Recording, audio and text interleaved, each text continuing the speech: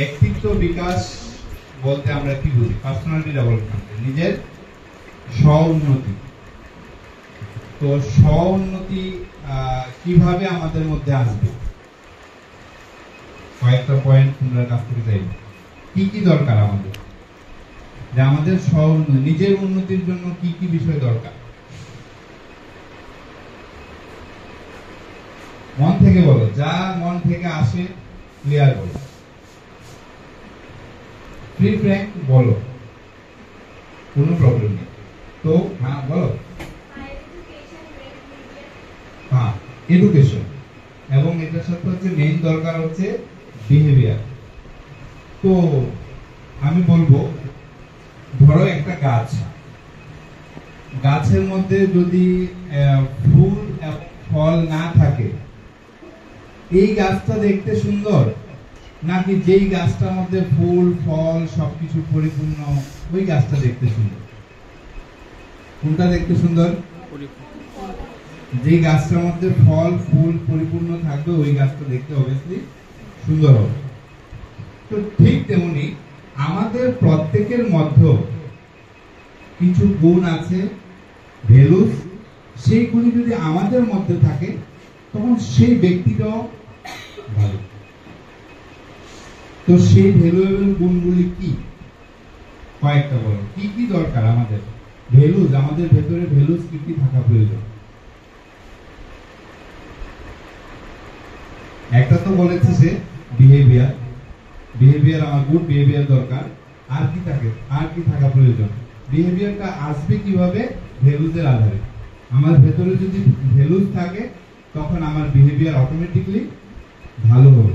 তাহলে কি কি বিহেভিয়ার মানে ভ্যালুস আমাদের থাকা প্রয়োজন বলো।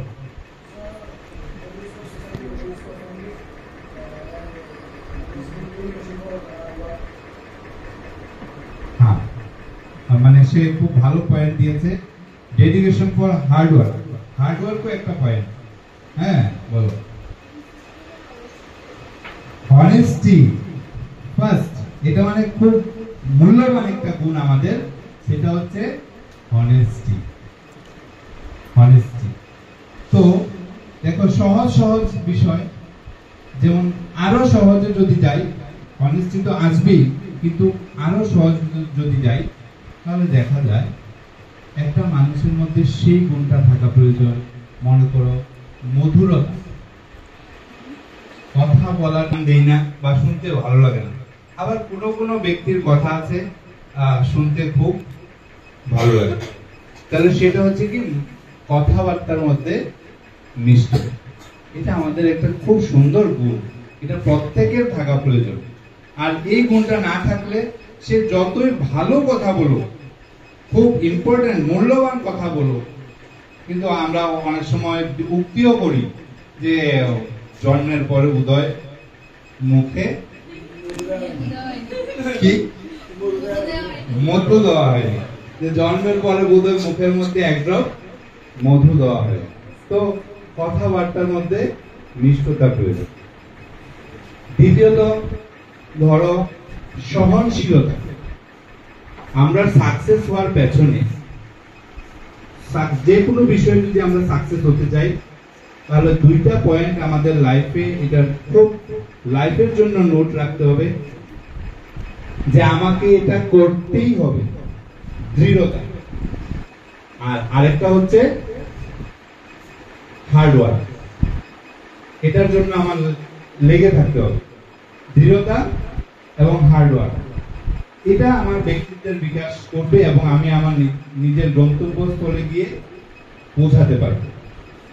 তাহলে দ্বিতীয় হচ্ছে হার্ড ওয়ার্ক। যে কোনো কাজ করার জন্য আমরা হার্ড ওয়ার্ক, অনেক সময় আমরা পরিশ্রান্ত হয়ে যাই, পরিশ্রান্ত হলেও আমাদের মানে এপিজে আব্দুল কালাম বলেছিলেন যে স্বপ্ন সেটা না যেটা আমরা ঘুমিয়ে দেখি, ঘুমানোর পর যেটা দেখি সেটা স্বপ্ন না, স্বপ্ন সেটা যে স্বপ্ন আমাকে ঘুম আসতে দেয় না। তো আমরাও সেই স্বপ্ন যদি দেখি তাহলে আমার ঘুম আসবে না, আমার মধ্যে আলস্য আলবেলন থাকবে। তো এটা আমাদের একটা নেগেটিভ পয়েন্ট, যেটা আদর্শ আলবেলাতন সবার মধ্যে হয়তো কম বেশ থাকে, কিন্তু এটাকে ওভারকাম করে আমাদের অ্যাডভান্স হতে হবে। কেউ কেউ আছে যে আছো কিনা জানি না, সত্যভাবে বলবে যে ঘুম থেকে সকালবেলা নিজে উঠো না কেউ ডেকে দেয়? নিজে বলো, ডেকে দেয় তো? ডেকে দেয়। দেখো ওরা দুজনের জন্য একটা জোড়া হাত দেবে। কেন? কেন? ওদের সবচেয়ে বড় আরেকটা গুণ আজকে প্রস্ফুটিত হলো, যেটা সবার সামনে বলেছে, সত্যতা, সত্যতা, ইমানদারি। তো এর জন্য তোমাদেরকে থ্যাঙ্কস। কিন্তু আজকেই প্রতিজ্ঞা করো যে আমাকে কতদিন ডেকে ডেকে উঠাবে, কতদিন। আজকে তোমরা ক্লাস 11-এ পড়ো, কাল বা 12-এ পড়ো, নেক্সট তোমরা হয়তো কলেজে গেলে তো অন্য কোথাও চলে যেতে পারো, হয়তো বা অন্য জায়গায় চান্স পেলে দিতেও পারো। তো তখন তো কতদিন ডেকে ডেকে উঠাবে। এই জন্য আজকে থেকে প্রতিজ্ঞা যে না, আমি চেষ্টা করবো যে আমি যেন অ্যালার্ম দাও।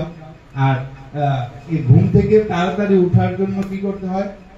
কি করতে হয়? ঘুমটা একটু তাড়াতাড়ি ঘুমাতে হয়। আর ঘুম একটা ইম্পর্টেন্ট ম্যাটার,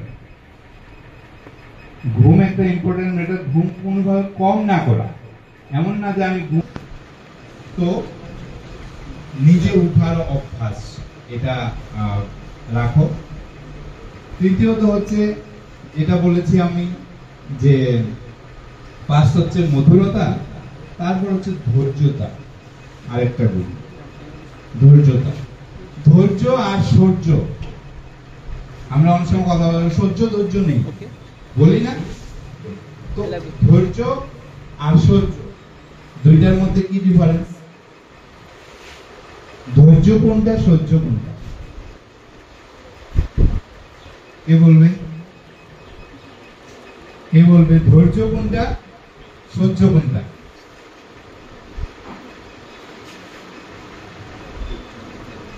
এটা কিন্তু তোমরা জানো, অ্যানসার কিন্তু তোমাদের কাছে আছে, বের করো, ভেতরে আছে, স্টক খুলো। হ্যাঁ, ধৈর্য কোনটা? আচ্ছা, সহ্যটা পরে। ধৈর্য, ধৈর্য বলতে কি বুঝি আমরা? সহ্য, সহ্য বলতে কি বুঝি বলো?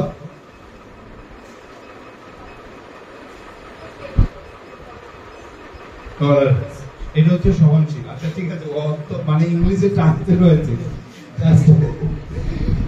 তো সহ্য আর ধৈর্য অ্যাকচুয়ালি দুইটা আলাদা আলাদা। ধৈর্য হচ্ছে মানসিক, আর সহ্যটা হচ্ছে শারীরিক। ক্লিয়ার হলো? এখন কেউ আমাকে মারধর করছে, তো আমি একদম সহন করছি, এটা হচ্ছে সহ্য। আর কেউ আমাকে বকাবাধ্য করছে, আমি একদম চুপ করে স্থির হয়ে বসে রয়েছি, সেটা হচ্ছে ধৈর্য। ক্লিয়ার হলো? ক্লিয়ার হয়ে গেছে? ধৈর্য আর সহ্য।